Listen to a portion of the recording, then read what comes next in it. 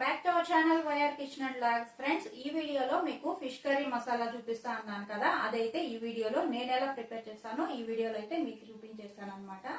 ఈ పౌడర్ తోటి fish curry చాలా టేస్టీగా ఉంటుంది, చాలా థిక్ గా కూడా వస్తుంది. ఈ మసాలా యూస్ చేస్తే మంచి ఫ్లేవర్ తోటి చాలా గుడ్ టేస్ట్ అయితే వస్తుంది. ఖచ్చితంగా స్కిప్ చేయకుండా చూసేసేయండి, చాలా బాగుంటుంది.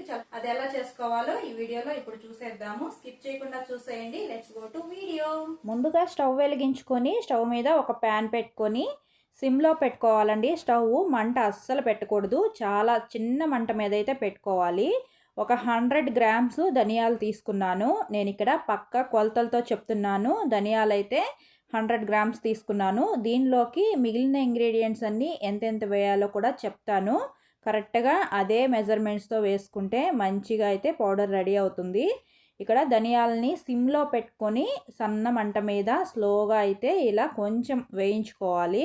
ధనియాలు 1 నిమిషం వేయిస్తే కలుపుతూనే ఉండాలండి. వదిలేస్తే అడుగున ఉన్నవి అడుగున నల్లగా అయిపోతాయి, మాడిపోతాయి. అలా కాకుండా దగ్గరే ఉండి ఇలా నీట్గా స్లోగా కలుపుకుంటూ వేయించుకోవాలన్నమాట. ధనియాలు స్లోగా హీట్ అవ్వాలి, అస్సలు మాడకూడదు, వేగకూడదు, చిన్నగా హీట్ అవ్వాలంతే అన్నమాట. నేను 100 గ్రాముల ధనియాలు తీసుకున్నాను. ఇందులో బేస్ మెటీరియల్ ధనియాలు మెయిన్ ఇంగ్రీడియంట్ అనమాట. దీనికి తగినట్టుగా మిగిలినవన్నీ వేసుకుంటూ కలుపుకోవాలి.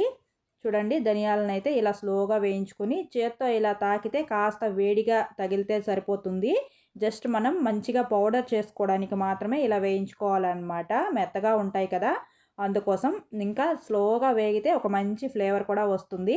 ఇందులోకి నేను 20 గ్రామ్స్ జీలకర్ర వేస్తున్నాను. నా దగ్గర వెయిట్ మిషన్ ఉంది కాబట్టి వెయిట్ చేసి వేస్తున్నాను. స్పూన్ కొలతలతో అయితే స్క్రీన్ మీద ఇస్తాను, ఒకసారి చూసేయండి స్పూన్లతోటి ఎలా కొలత చేసుకోవాలో. తర్వాత ఒక 10 గ్రామ్స్ ఆవాలు కూడా తీసుకున్నాను.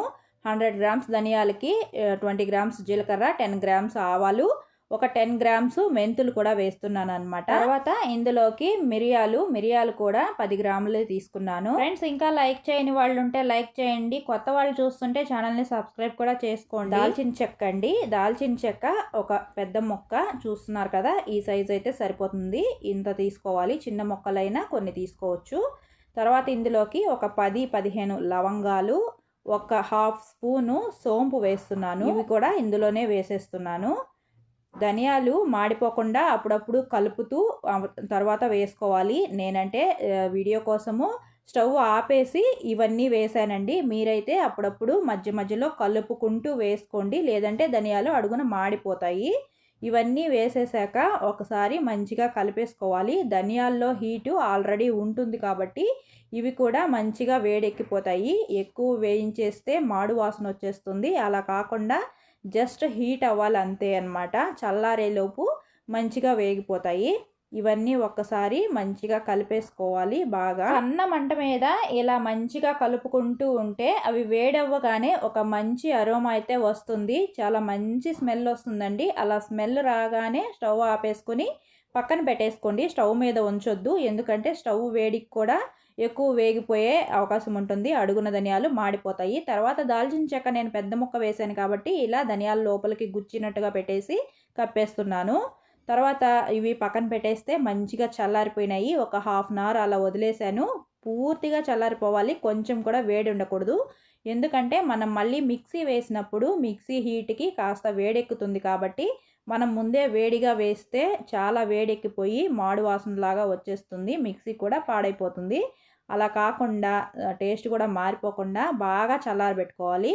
తర్వాత నేను దాల్చిన చెక్కని కూడా ఇలా చిన్న చిన్న ముక్కలుగా చేసేసి మంచిగా ఇలా కలిపేశాను. తర్వాత ఒక మిక్సీ జార్ తీసుకొని ఇవన్నీ మిక్సీ జార్లో అయితే వేసుకుంటున్నాను. ఈ పౌడరు ఓన్లీ ఫిష్ కర్రీలో మాత్రమే కాదండి, మామూలుగా రెగ్యులర్గా మనం పులుసులు పెట్టుకునేటప్పుడు కూడా వేసుకుంటే చాలా మంచి టేస్ట్ ఇంకా స్మెల్ అయితే వస్తుంది. పులుసు కూడా మంచి కన్సిస్టెన్సీతో వస్తుందన్నమాట. ఇందులో నేను కాస్త ఉప్పు, పసుపు వేసి ఇలా మెత్తగా గ్రైండ్ చేసుకున్నాను. జస్ట్ స్టోర్ చేసుకోవడానికి, ఎక్కువ రోజులు నిలవ ఉండడానికి మాత్రమే కొంచెం అంటే కొంచెమే ఉప్పు వేయాలి. జస్ట్ ఒక 1/2 స్పూన్ ఉప్పు వేసుకొని 1/2 స్పూన్ పసుపు వేసుకొని ఇలా మెత్తగా గ్రైండ్ చేసుకోవాలన్నమాట. కలర్ మంచిగా రావడం కోసమే పసుపు వేసాను. ఇంకా స్టోర్ ఉండడం కోసం ఉప్పు వేసాను. చూస్తున్నారు కదా, ఇలా మెత్తగా అయ్యేలాగా పౌడర్ లాగా అయితే ప్రిపేర్ చేసుకోవాలి. మిక్సీ వేసేటప్పుడు కూడా 1-2 స్టేజెస్ ఉంటాయి కదా, ఫాస్ట్గా స్లోగా తిప్పుకోవడానికి. అలా 1 స్టేజ్లో మాత్రమే తిప్పుకోవాలి, అంతేకాని ఎక్కువ స్పీడ్లో పెట్టి తిప్పితే ఫాస్ట్గా హీట్ ఎక్కిపోతుంది పౌడరు. ఒకవేళ ఫస్ట్లో పెట్టి తిప్పినా కానీ హీట్ ఎక్కితే కనుక ఆపేసి మళ్ళీ అది కూల్ అయిన తర్వాత 1 or 2 మినిట్స్ పక్కన పెట్టేస్తే కూల్ అయిపోతుంది. ఆ తర్వాత మళ్ళీ గ్రైండ్ చేసుకోండి మెత్తగా అయ్యే వరకు. అంతేకాని ఆ వేడి మీదే గ్రైండ్ చేసేస్తే టేస్ట్ అయితే మారిపోతుందండి. పౌడరు స్మెల్ మారిపోయి టేస్ట్ మారిపోతుంది. బాగా కూల్గానే ఉండేలాగా గ్రైండ్ చేసుకోవాలి. అలా మెత్తగా గ్రైండ్ చేసేసుకున్న తర్వాత ఈ మిశ్రమాన్నంతా చల్లారబెట్టుకోవాలి. ఫస్ట్ పక్కన పెట్టేసి ఒక 2 మినిట్స్ చల్లారిన తర్వాత ఇలా ఒక గ్లాస్ కంటైనర్లో కానీ లేదంటే ఎయిర్ టైట్ కంటైనర్లో కానీ వేసుకొని స్టోర్ చేసుకోవాలి. ఈ పౌడరు కాస్త పులుసులో వేస్తే సరిపోతుంది. నేనైతే రెగ్యులర్గా చేసి పెట్టుకుంటాను. చాలా బాగుంటుంది. ఏ పులుసు కూరల్లో వేసినా కూడా స్మెల్ అయితే చాలా మంచిగా వస్తుందండి. పులుసు ఉడుకుతుంటేనే ఇల్లంతా గుమగుమలాడుతూ వాసన వచ్చేస్తుందన్నమాట. బాగా చల్లారాక ఇలా మూత పెట్టుకొని స్టోర్ చేసుకోవడమే ఎయిర్ టైట్ కంటైనర్లో. ఫ్రిడ్జ్లో అక్కర్లేదు, బయట పెట్టుకున్న చాలా నెలల పాటు ఫ్రెష్గా ఇలాగే ఉంటుంది. చూసారు కదా, మీరు కూడా చాలా సింపుల్గా ఈ పౌడర్ని ప్రిపేర్ చేసుకొని పులుసులను అయితే గుమగుమలాడించేయండి. ఈ వీడియోకి ఒక లైక్ చేయండి, సబ్స్క్రైబ్ చేసుకోండి. మరో మంచి వీడియోతో మళ్ళీ కలుద్దాం. Bye friends.